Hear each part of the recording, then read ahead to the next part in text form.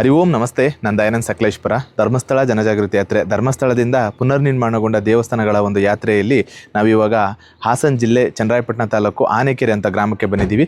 ಇಲ್ಲಿನ ಹೊಯ್ಸಳರ ಕಾಲದ ಚೆನ್ನಕೇಶವ ದೇವಾಲಯ ಒಂದು ಜೀರ್ಣೋದ್ಧಾರ ಆಗಿದೆ. ಬನ್ನಿ ನೋಡೋಣ. ದೇವಸ್ಥಾನದಿಂದ ಹೊರಗಡೆ ನೋಡ್ತಾ ಇದ್ದಂಗೆ ನಂಗೆ ಗೊತ್ತಾಗ್ತಾ ಇದೆ ಇದು ಎಷ್ಟು ದೊಡ್ಡ ದೇವಸ್ಥಾನ ಅಂತ. ನೋಡಿ, ಆ ಮೂಲೆಯಿಂದ ಆ ಮೂಲೆ ತನಕ ಇದೆ. ಇದರ ಮುಖ್ಯ ದ್ವಾರ. ಇದನ್ನೆಲ್ಲ ನೋಡ್ತಾ ಇರಬೇಕಾದ್ರೆ ನಮಗೆ ಬೇಲೂರೇ ನೆನಪಾಗುತ್ತೆ. ಬನ್ನಿ ಜಿ ಒಳಗಡೆ.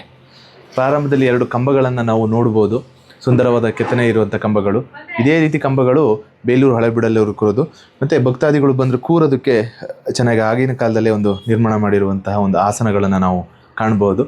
ನೋಡಿ, ಇದೊಂದು ಪ್ರವೇಶ ದ್ವಾರ ಎಷ್ಟು ಚಿಕ್ಕದಾಗಿದೆ ಮತ್ತು ಅದರ ಬಾಗಿಲು ಎಷ್ಟು ದೊಡ್ಡದಾಗಿದೆ ನೋಡಿ. ಪೂರ್ತಿ ಕಲ್ಲಿನಿಂದನೇ ಕೆತ್ತನೆ ಮಾಡಿರುವಂಥದ್ದು.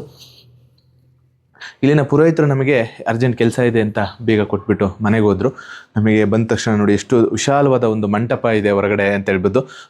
ಕಲ್ಲಿನಿಂದ ಇರೋ ಮಂಟಪಗಳು ಇವು. ಇಲ್ಲಿನ ಅವ್ರ ಪುರೋಹಿತರು ಹೇಳಿದ ಪ್ರಕಾರ ಈ ಕಲ್ಲುಗಳು ಯಾವುದ್ಯಾವುದು ಹಳ್ಳಿಗಳಲ್ಲಿ ಹೋಗಿ ಬಿದ್ದಿದ್ವಂತೆ. ಅದನ್ನೆಲ್ಲ DC ಆರ್ಡ್ರ್ ಮಾಡಿ ಸರಿಸುಮಾರು ಈ ದೇವಸ್ಥಾನವನ್ನು ರಿನೋವೇಟ್ ಮಾಡಲಿಕ್ಕೆ 4 ರಿಂದ 5 ವರ್ಷ ತಗೊಂಡ್ರು ಅಂತ ಅವರು ನಮಗೆ ಇಲ್ಲಿ ಮಾಹಿತಿಯನ್ನು ಕೊಟ್ಟರು. ನಾವು ನೋಡ್ಬೋದು ಎಷ್ಟು ವಿಶಾಲವಾಗಿದೆ ದೇವಸ್ಥಾನ ಅಂತ ಹೇಳ್ಬಿಟ್ಟು.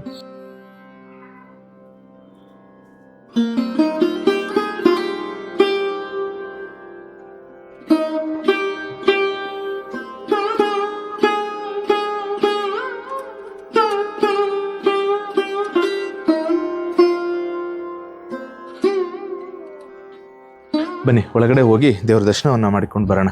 ನನಗೆ ಇದು ನೋಡಿದ ತಕ್ಷಣ ಅನಿಸ್ತು KRS ಬ್ಯಾಕ್ ವಾಟ್ರಲ್ಲಿರುವಂಥ ಒಂದು ಕೃಷ್ಣನ ಟೆಂಪಲ್ ಕೂಡ ಇದೇ ಥರ ಇದೆ. ಈಗ ಹೊಸದಾಗಿ ರಿನೋವೇಟ್ ಆಗಿರುವಂಥ ಟೆಂಪಲ್ ಕೂಡ ಈ ರೀತಿ ನಮಗೆ ವೈಭವನ ಕೊಡುತ್ತೆ. ಇಲ್ಲಿ ಮೇಲ್ಗಡೆ ನಾವು ನೋಡ್ಬೋದು ಯಾವ ರೀತಿ ಒಂದು ಕೆತ್ತನೆಯನ್ನು ಮಾಡಿಲ್ಲ, ಸೂಕ್ಷ್ಮ ಕೆತ್ತನೆಗಳನ್ನು ಯಾವ ರೀತಿ ಮಾಡಲಾಗಿದೆ ಅಂತ ಹೇಳ್ಬಿಟ್ಟು.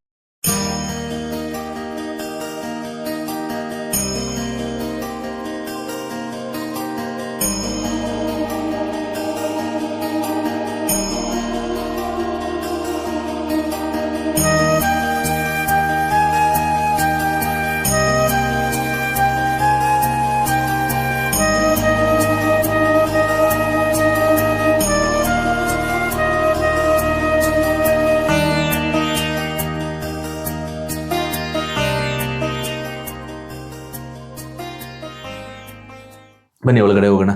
ಒಳಗಡೆ ಹೋದರೆ ನಮಗೆ ಹಳೆಬೀಡಲ್ಲಿರೋ ಥರ ಒಂದು ನರ್ತನ ಶಾಲೆ ಒಂದು 4 ಕಂಬದಲ್ಲಿ ತುಂಬ ಚೆನ್ನಾಗಿ ಕಾಣಿಸುತ್ತೆ. ಇಲ್ಲಿನ ಪುರೋಹಿತರು ಹೇಳಿದ ಪ್ರಕಾರ ಅಂದರೆ ಹಳೆಬೀಡು ಬೇಲೂರು ಕೆತ್ತೋಕ್ಕಿಂತ ಮುಂಚೆ ಈ ದೇವಸ್ಥಾನಗಳನ್ನು ಹೊಯ್ಸಳರು ಕೆತ್ತಿದ್ರು, ಆಮೇಲೆ ಅಲ್ಲಿ ಕೆತ್ತಿದ್ರು. ಇಲ್ಲಿನ ಸುತ್ತಮುತ್ತ ಇದೇ ಥರ ದೇವಸ್ಥಾನಗಳು ನಮಗೆ ಒಂದು 40 ರಿಂದ 50 ದೇವಸ್ಥಾನಗಳನ್ನು ನಾವು ಕಾಣ್ಬೋದು. ಇಲ್ಲಿ ಮೇಲೆ ತೋರಿಸಿ ಹೊರಗಡೆ ನೋಡಿ ರೀತಿಯಲ್ಲಿ ಇಲ್ಲೂ ಕೂಡ ತುಂಬ ಅದ್ಭುತವಾದ ಸೂಕ್ಷ್ಮ ಕೆತ್ತನೆಗಳಿದೆ.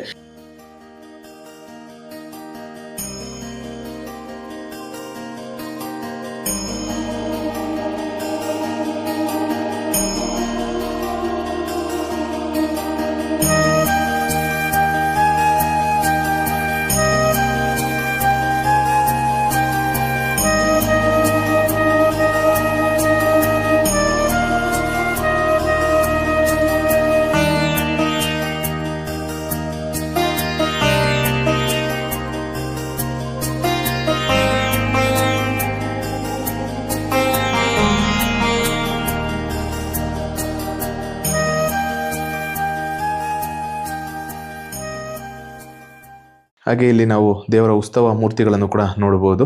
ಹಾಗೆ ಈ ರೀತಿ ನಾವೇನು ಮೇಲ್ಗಡೆ ನೋಡಿದ್ವಿ ಅಂತಸ್ತು, ಆ ಥರದ್ದು 6 ಅಂತಸ್ತುಗಳು ಬರ್ತವೆ. ಬೇರೆ ಬೇರೆ ರೀತಿಗಳಲ್ಲಿ ಒಂದೊಂದು ಕೆತ್ತನೆಗಳನ್ನು ಇದಿದೆ. 6ನೇ ಬಳ್ಳಾಳ ಇದನ್ನು ಕೆತ್ತನೆ ಮಾಡ್ದ ಅಂತ ಹೇಳ್ತಾರೆ.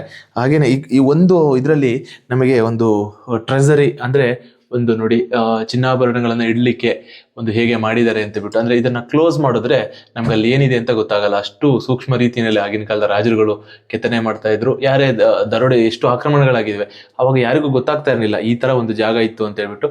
ಇಲ್ಲಿ ಚಿನ್ನಾಭರಣಗಳು ವಜ್ರ ವೈಡೂರ್ಯಗಳನ್ನು ಇಡ್ತಾ ಇದ್ರು. ಬನ್ನಿ ಇವಾಗ ಚೆನ್ನಕೇಶವನ ದರ್ಶನವನ್ನು ನಾವು ಮಾಡೋಣ. ಇಲ್ಲಿನ ಚೆನ್ನಕೇಶವ ಬೇಲೂರಲ್ಲಿ ಇರುವ ಹಾಗೆ ಇದ್ದಾರೆ, ತುಂಬ ಸುಂದರವಾಗಿದ್ದಾರೆ. ಬನ್ನಿ ದೇವಸ್ಥಾನದ ಒಂದು ಹೊರಗಡೆ ನಾವು ನೋಡೋದಕ್ಕೆ ಬಂದ್ವಿ. ಇಲ್ಲಿ ನಾವು ಕಾಣ್ಬೋದು ಕಲ್ಲು ಆಗಿನ ಕೆಲಸದ ಸಮಯದಲ್ಲಿ ಒಡೆದೋಗಿದ್ರಿಂದ ಅದನ್ನ ಕಬ್ಬಿಣ ಕೊಟ್ಟು ಪ್ಯಾಚ್ ಮಾಡಿದ್ದಾರೆ. ಹಾಗೆ ಮುಂದೆ ಬಂದರೆ ಹಳೆ ಶಾಸನ ಇದು ದಾನ ಕೊಟ್ಟಿದ್ದಂಥದ್ದು ಯಾರು ಕಟ್ಸಿರುವಂಥದ್ದು ದೇವಸ್ಥಾನ ಅದು ಹಳೆ ಶಾಸನ. ಆದರೆ ಇದರ ಪಕ್ಕದಲ್ಲಿ ಧರ್ಮಸ್ಥಳದಲ್ಲಿ ಮಾಡಿದಂಥ ಶಾಸನ ನಮಗೆ ಇಲ್ಲಿ ಸಿಗುತ್ತೆ. 2002ನೇ ಇಸ್ವಿನಲ್ಲಿ ಇದು ಜೀರ್ಣೋದ್ಧಾರ ಆಗಿದೆ ಧರ್ಮಸ್ಥಳದಿಂದ.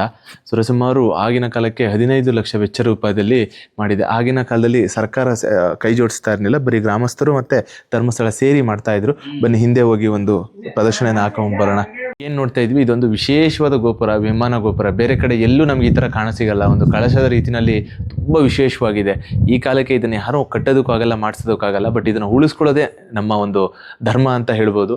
ತುಂಬ ವಿಶೇಷವಾಗಿದೆ ನೋಡಿ. ನಮಗೆ ಕಳಶಗಳು ಬೇರೆ ರೀತಿ ವಿಮಾನ ಗೋಪುರಗಳನ್ನು ನಾವು ನೋಡ್ತೀವಿ, ಇದು ಹಾಗೆ ಉಳಿಸ್ಕೊಂಡು ಬಂದಿದ್ದಾರೆ. ಹಾಗೆ ಮಾಡಬೇಕಾದ್ರೆ ಕೂಡ ಹಾಗೆ ಉಳಿಸಿದ್ದಾರೆ. ನಾವು ಹಿಂಬದಿಲಿ ನೋಡ್ತಾ ಇರ್ಬೋದು, ಈಗ ಹೊಸದಾಗಿ ನಿರ್ಮಾಣ ಆಗಿದೆ. ಅಂದರೆ ಇಲ್ಲೆಲ್ಲೂ ಕಲ್ಗಳು ಇರಲಿಲ್ಲ.